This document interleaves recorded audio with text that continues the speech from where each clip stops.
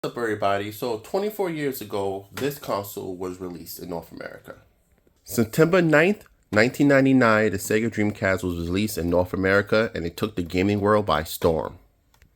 It was one of the first consoles that had a built in modem where you're able to go online, and it had unique gimmicks. Like right here is the VMU.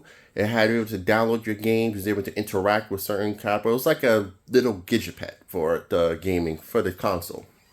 Not only was the system good, but it also was a big upgrade from the Sega Saturn and had an amazing library as well. I'm going to show you some of my favorite games that I like for the Sega Dreamcast that I personally own.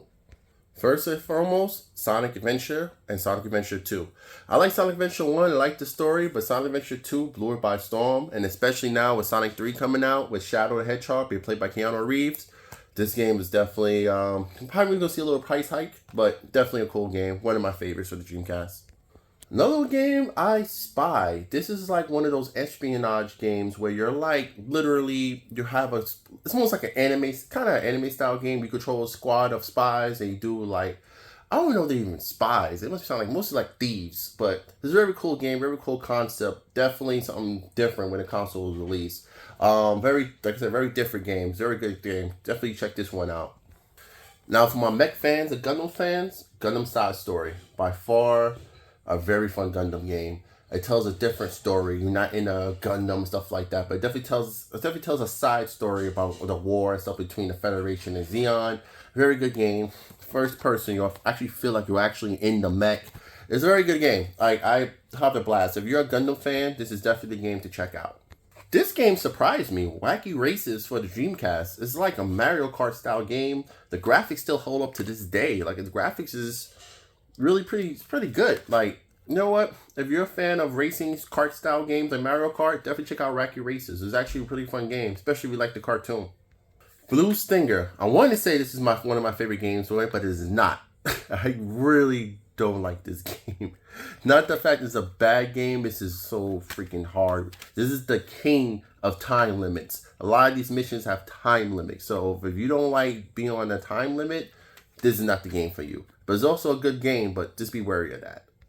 Of course, I'm going to go to the OG CMU, the first one. This story was amazing. The graphics was amazing. This game was so ahead of its time. It's crazy, the amount of stuff that happens in the game. It's the detail in this game, how some of the characters are. This game, the story is so in-depth. We actually had part 2 in North America, but it didn't come to the Dreamcast because by then, Dreamcast discontinued. It actually went to the OG Xbox. But original Simu always holds a special place because this is one of the first RPG games that I beat. Speaking of RPGs, Skies of Arcadia is an amazing RPG. Like, I never knew about this game and I started playing it and it's literally like the details of great freaking game. There's actually another version of this game for the GameCube. It's actually a little more money because it has less encounters, but the OG one, this one has better color palette if you ask me versus the GameCube version. Very fun game. If you could play this game, I would say try it out, but it's a very expensive game. Just beware. And of course, I gotta mention Power Stone. I mean, no words are needed. This is an awesome fighting game. And of course, I can't leave out Jet Grind Radio. This is still a fun game to this day. We actually got a spiritual successor recently. Oh man, I can't remember the name of it, but this is another great game. The OG Jet Grind Radio. The Dreamcast was an amazing console back in the day. It was definitely one of my favorite consoles. And this console actually ran on the Windows software. This console was actually the predecessor for this bad boy right here. A lot of people say there would have been no OG Xbox if there was no Dreamcast. So, happy birthday, Dreamcast. Anyway, guys, peace.